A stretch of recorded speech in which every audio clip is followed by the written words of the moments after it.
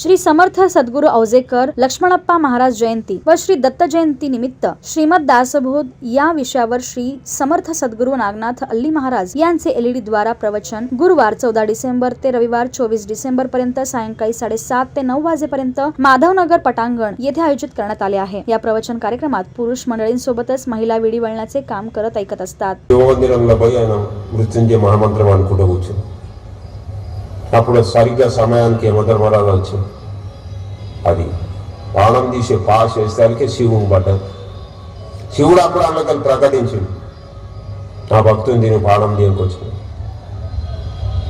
అప్పుడు ఆయన ఆశీర్వాదించింది చిరంజీవిగా। ఇది నామస్మరణతోటే అయింది, భక్తితోటే అయింది।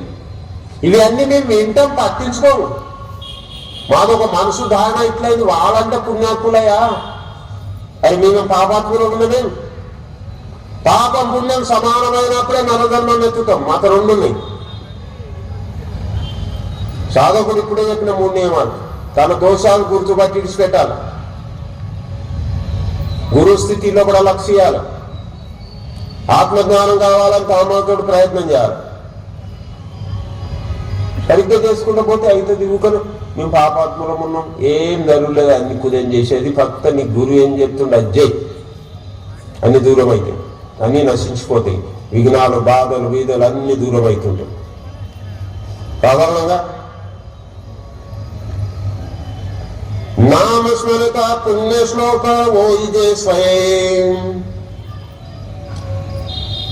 మరి నామస్మరణ చేసుకుంటూ పోతున్నట్టు మానవుడు అంటే పుణ్యాత్ముడు కూడా అవుతాడు। చూడండి, మొట్టమొదలు అజ్ఞానావస్థలో ఉన్న చేతనాశక్తికి జీవాత్మ అన్నాం। జీవాత్మ,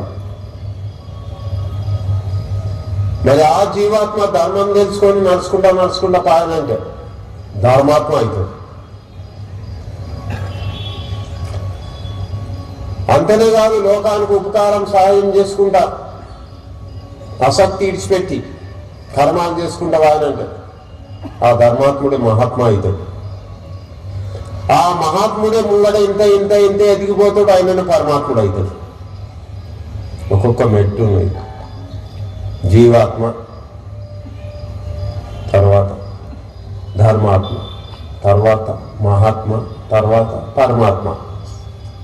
ఇది ఒక్కొక్క మెట్టు ఎక్కుకుంటే ఎప్పుడు పోతామంటే సరిగ్గా మేము నామస్మరణ చేసుకుంటా పోతే